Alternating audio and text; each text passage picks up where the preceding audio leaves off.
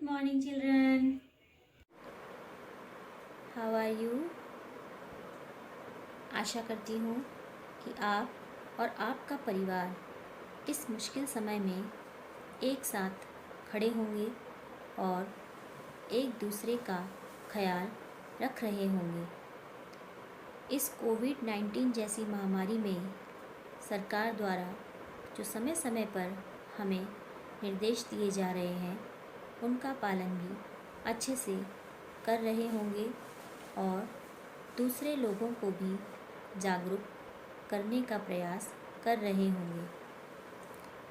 प्यारे बच्चों, इस समय आप अपने विद्यालय और अपनी टीचर्स को भी बहुत मिस कर रहे होंगे, क्योंकि ये समय ही ऐसा है कि आप अपने विद्यालय नहीं जा पा रहे हैं।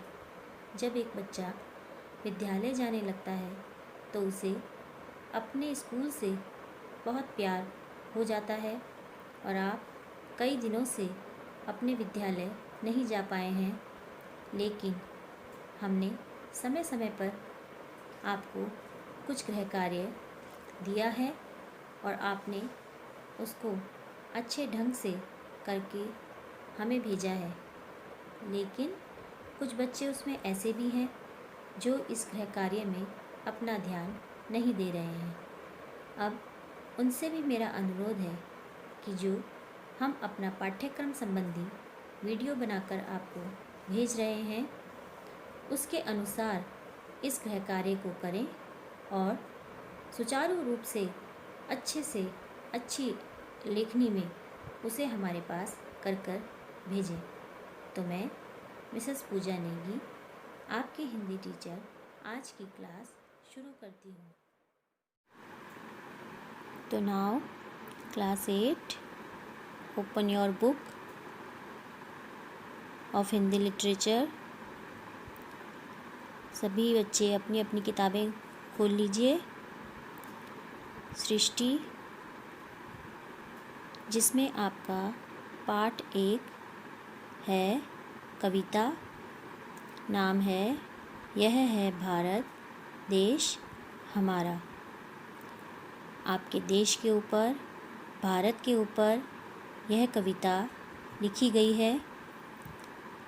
इस कविता में कवि ने, जो कि सुब्रमण्यम भारती हैं, उन्होंने भारत की भौगोलिक, प्राकृतिक, सांस्कृतिक, साहित्यिक और वैश्विक विशेषताओं का विशेष वर्णन करके हमें अपने देश पर अभिमान करने की प्रेरणा दी है। कवि ने इसमें भारत देश की कई सारी विशेषताओं के बारे में हमें बताया है और जिसे पढ़कर हमें अत्यंत गर्व महसूस होता है। तो कविता शुरू करते हैं। पहली पंक्ति है, चमक रहा उत्तुंग हिमालय, यह नगराज हमारा ही है। जोड़ नहीं धरती पर जिसका, यह नगराज हमारा ही है। अब आप इसमें उत्तुंग का मीनिंग होता है ऊंचा। उत्तुंग का अर्थ होता है ऊंचा। नगराज यानी कि पर्वतों का राजा। जोड़ नहीं धरती पर जिसका, यह नगराज हमारा ही है।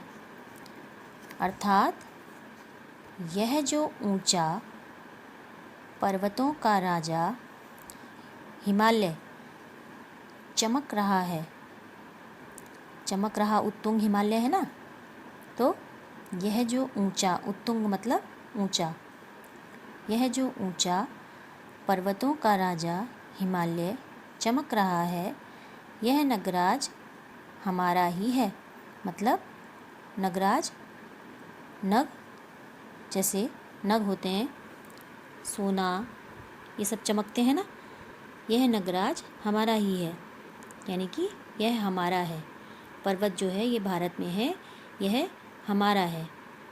जोड़ नहीं धरती पर जिसका, अर्थात धरती पर इसके समान कोई दूसरा पर्वत नहीं है।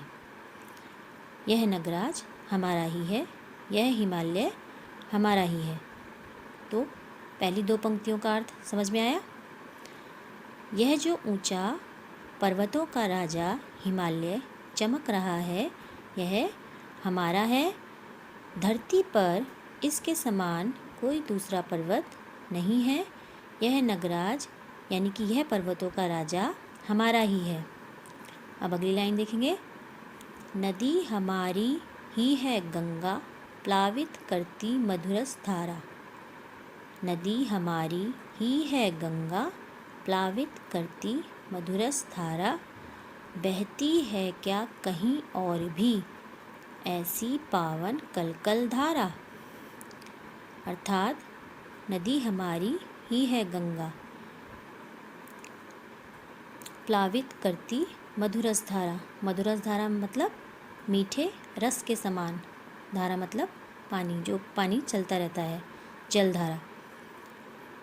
तो नदी हमारी ही है गंगा, मीठे रस के समान जलधारा बहाने वाली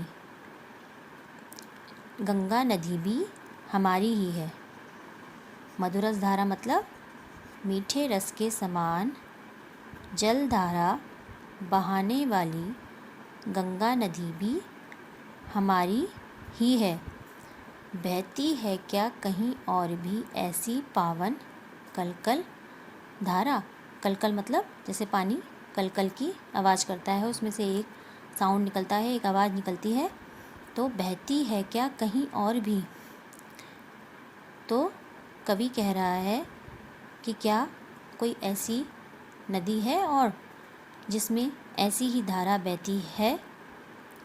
गंगा नदी के अलावा मतलब कोई और ऐसी नदी भी है जिसमें ऐसी धारा, ऐसी आवाज़ निकलती है। क्या तुम बता सकते हो ऐसी कोई नदी। तो ये अगली दो पंक्तियों का अर्थ है। अब देखेंगे पांचवी पंक्ति। सम्मानित जो सकल विश्व में, सकल मतलब सारे विश्व में, संपूर्ण संसार में। सकल का मीनिंग होता है संपूर्ण। महिमा जिनकी बहुत रही है, महिमा जिनकी बहुत रही है। अमर ग्रंथ वे सभी हमारे, उपनिषदों का देश यही है। महिमा मतलब जैसे हम किसी के बारे में बखान करते हैं, किसी की अच्छाइयों के बारे में बखान करते हैं।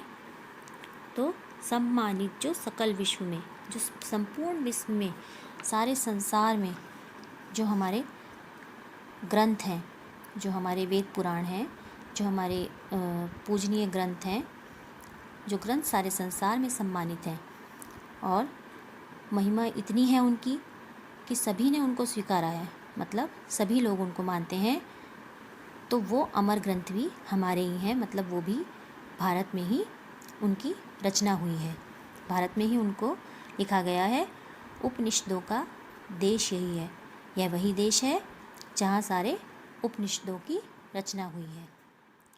तो इतना समझ में आया। तो बच्चों, आशा करती हूँ कि जो भी आपको पढ़ाया गया, समझाया गया, वो आपको अच्छे से समझ में आ गया होगा। तो अब आप इसी के अनुसार दिया गया गृह कार्य करें और उसको अपनी फेयर नोटबुक में कर मेरी स्कूल आईडी पर भेजें। तब तक घर पर रहें, सुरक्षित रहें। मिलते हैं अगली क्लास में।